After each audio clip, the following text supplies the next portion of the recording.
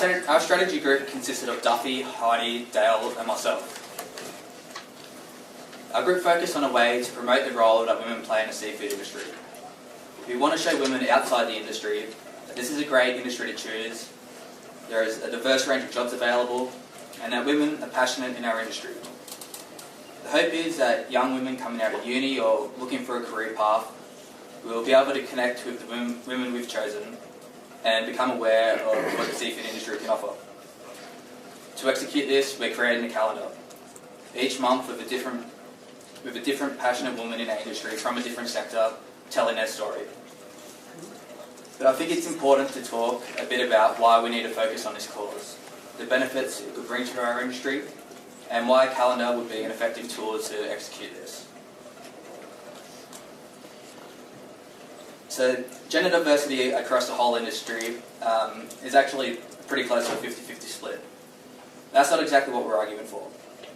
The truth is the majority of these women make up the low-end jobs, and the higher up you look in the industry, the fewer women we see. Let me repeat that. The higher up you look in the industry, the fewer women we see. And that's a problem. If any of you don't believe or are still unsure that this underrepresentation exists in our industry today, this graph shows the gender split across the most recent FRDC rack positions, which were just appointed. This isn't a staff at FRDC. You could change your title to a number of areas in the seafood industry and get the same result. It's just it's a snapshot of where our industry is at. There's a clear perception from the outside looking in that this whole sector presents poor career opportunities for women. And research even shows that parents are starting to angle their kids away from the industry as a result of this perception. It's concerning to see the talent this industry is missing out on simply because women aren't aware of jobs or career paths or the lifestyle on offer. We're in competition with every other industry for the best talent available that will push our industry forward. If the majority of half the population aren't even considering the seafood industry as a career choice, our industry suffers as a result. So our calendar tries to address these issues. We're going to show the great range of jobs available and that women in the industry love being there. This isn't just about making the industry look good. Working towards having more women enter for a wider range of jobs than they are currently will benefit the sector economically and help our industry grow. Research shows this. It shows, for example, a strong link between the presence of women in corporate leadership and positive firm performance. It shows that diversity improves innovation and growth. So having women not come into the workforce looking for a more diverse range of positions has the potential to weaken this industry's ambitions for the future. If the seafood industry is serious about innovating and growing, we need to start improving gender diversity. So I think for our industry, making women choose us over others is a worthwhile cause.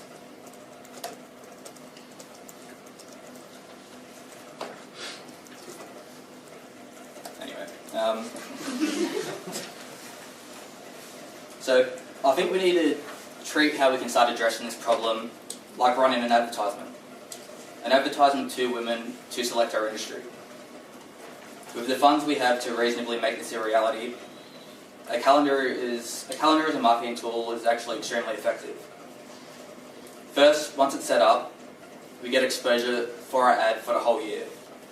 This isn't just the recipient of the calendar, of course, but anyone that happens to walk past and see it on the wall. You just don't get this longevity from traditional advertisements. It's also great at building a brand. Over 77% of people can remember the product on their calendars, and over 61% have a more favourable impression of that product than they did prior. And it's great return on investment. If you consider the cost, the longevity of the ad, and the amount of people that walk past and see it each day throughout the whole year, then the cost per impression per person offers great return. 10 times better than the newspaper ad would, and up to 20 times better than the spot on radio. This is a long-term issue, and it's not a normal approach to addressing it. The calendar idea starts to dip into nudge or behavioural economics, where the idea is that an indirect suggestion can motivate or influence groups more effectively than direct instruction or legislation would. It's an important topic for our industry to improve on. And I think if we can get these calendars into schools or offices or households, and we can get our story out there, then as a group we will have succeeded. Now I'll pass it on to Dale, who will talk about the process. Hi everyone. So Dom's told you why a calendar. I'm now going to tell you what we did, how we actually did it. So the idea was produce a calendar, but then we thought, how can we actually make this more? So we came up with the idea of not just doing the calendar itself, but also giving the profiles and the background information for who these women actually are, and why they're in the industry, and why anyone should care. So along with developing the profiles, we decided that we could then use these images and the profiles themselves to highlight the broader seafood industry for International Women's Day on March 8th, 2017. And on that day, we're going to use the images and the supporting profiles in an exhibition, hopefully in a museum, and we're hoping to get Assistant Minister for Fisheries, Anne Rushton, to launch it. So with any project, one of the biggest things is funding. We knew that what we wanted to do was to hopefully get it distributed to the 16,500 members in the December issue of Fish. And initially we thought we'd need about $10,000 for funding, for printing. The reality was that after we're sending out a bunch of requests for funding, we managed to get a commitment of $2,000 from WAFIC towards that $10,000. What we then didn't foresee was the unexpected cost of distribution. We thought about all the printing, we didn't think about how we'd actually get them out with the magazines. And that was another $15,000 on top that we just didn't foresee. And then the issue that, again, none of us thought about was, once we actually got money, how do we manage it? Who holds on to it? Who's responsible for it? Where is the accountability?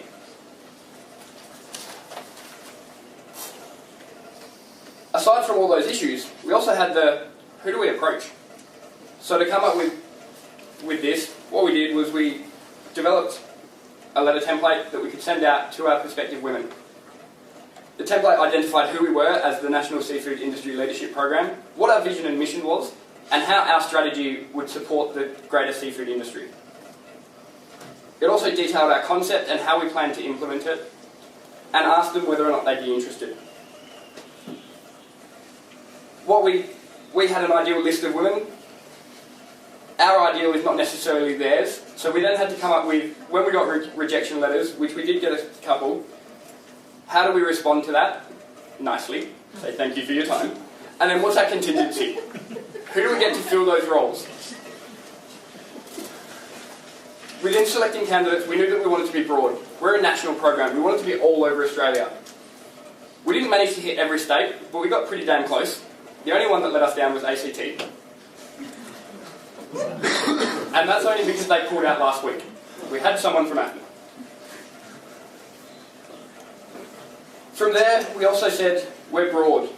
We were guided here by our mission statement, raising the profile of our industry by highlighting the diversity and the opportunities in the broader seafood sector, or network, which meant selecting candidates across a broad range of sectors within the seafood industry. So here we identified science, management, wild catch, aquaculture, NGOs, the aquarium trade, industry councils, wholesale, retail, indigenous, recreational, and hospitality. We hit every single one of these with our candidates, and every single candidate crosses into at least 2, if not 3 of these sectors. We're really happy, From here, I'm now going to hand you to Heidi, who's going to introduce you to the people that we found. Thanks, Dale. Hi, everyone. So our team has pulled together a group of inspiring, passionate women who represent the broader seafood network. Today I have the pleasure of introducing them to you. First up, we have Joanne McRae. Jo is the Australian Fisheries and Seafood Manager at WWF Australia. Next, we have Marissa Tabai and Dukasha Friel, both Development Support Officers at the Northern Territory Department of Primary Industries and Resources. We have Veronica Papacosta, owner-operator at Sydney Fresh Seafood.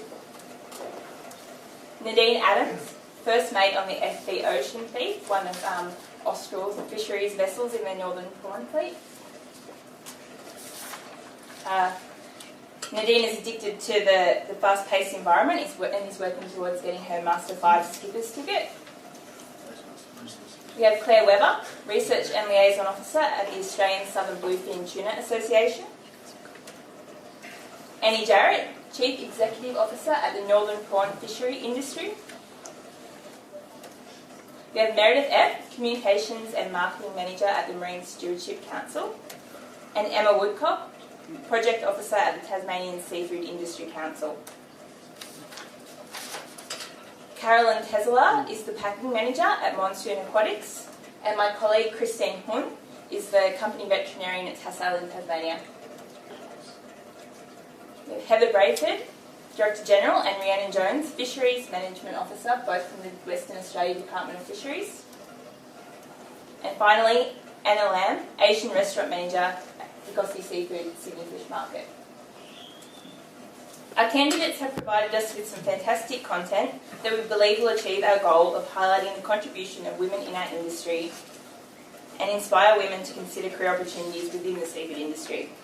Quotes include, "I firmly believe that more women should be involved in the industry, and I hope that my experience will set an example that others may follow. Mentoring, stewardship, and building awareness of the variety of careers in the industry is the best way to encourage other young women into the industry. The best way I can promote more women in the workplace is to speak positively and enthusiastically about my role, something I find easy to do because I love my job.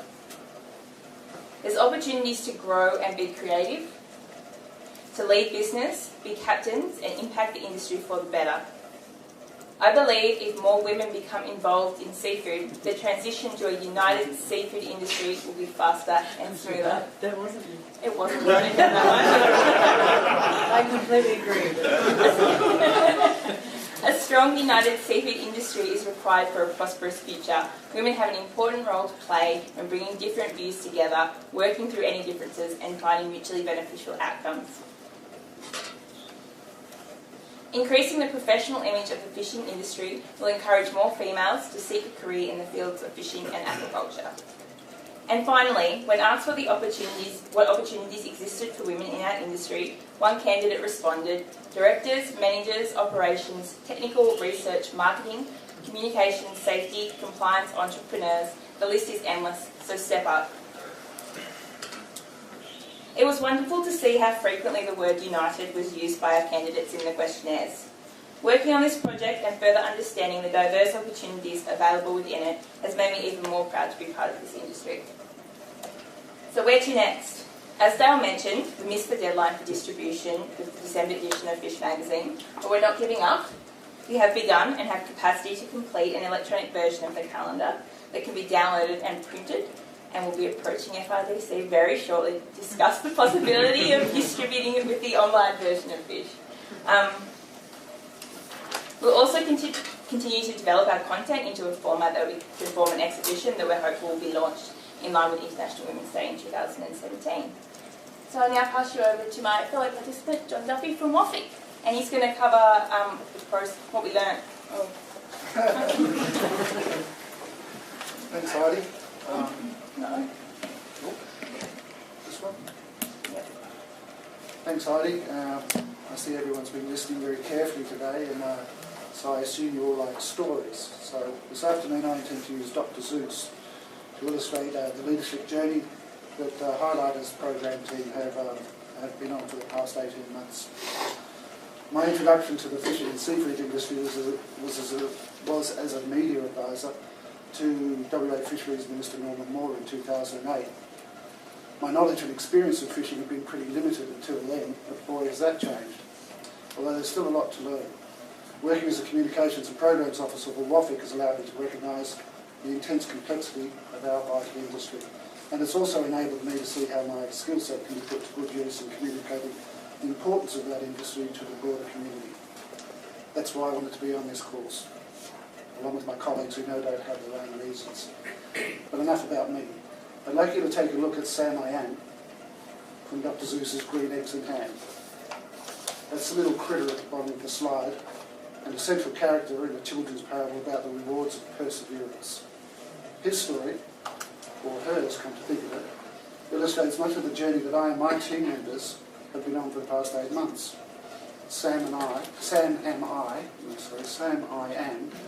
had a great concept, and so did we.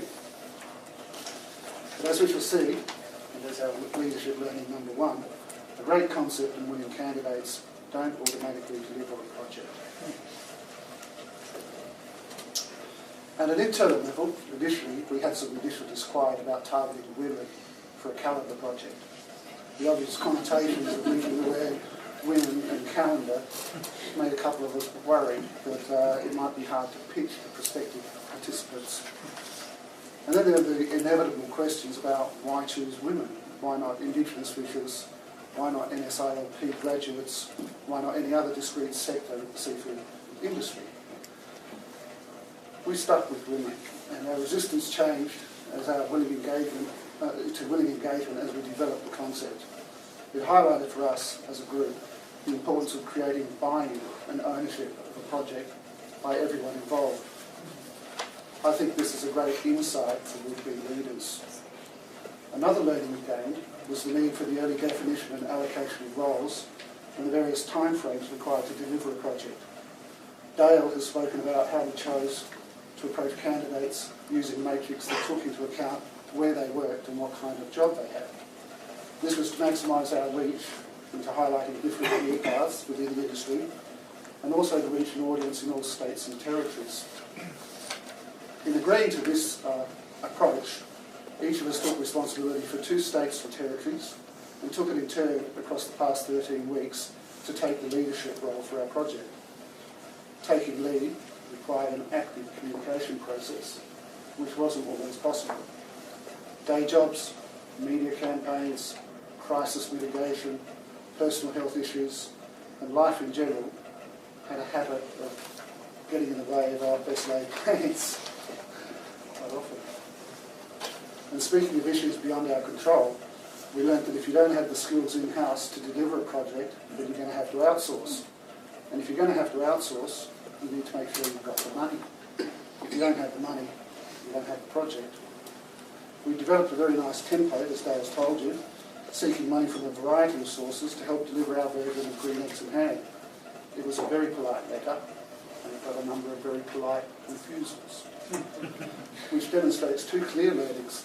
There's a need to persist, and there's a need to prepare for and to deal with rejection, which personally I hate.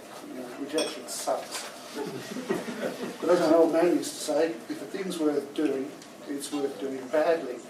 His message being, if you hang around waiting until you can do something perfectly, you'll never do anything at all. Still, rejection is rare, and what we learned on finding out that we wouldn't be able to raise the required money that we needed to deliver our original concept and hit the design deadline that was required to achieve the FRDC's printing deadline that was necessary in order to get the calendars distributed in time for the start of 2017 and reach a national audience of 16,500. We found out that circumstances change, and as a leader, it's crucial that you can adapt to change. You need to be nimble, flexible, and able to maintain a semblance of equanimity, if not an outright sense of humour. You also can't afford to play the internal blame game. It doesn't help. I've already spoken of the need for persistence and perseverance. Sometimes it works. Hunt your candidates down. Target your audience of in-kind supporters. Back your financiers into a corner and then give them a taste test. You may find they like it, in which case the project's a success, and the learning you take away from that is, how do I repeat it? Going through this process over the past 8 months has given me and my colleagues an opportunity to develop our skills of reflection. And as our project now stands, we have the passion and drive to follow it through, which leads us to our final learning, using the combined bulk of our newfound experience. I'll now hand you over to Emma from the CLNC. Thank you very much.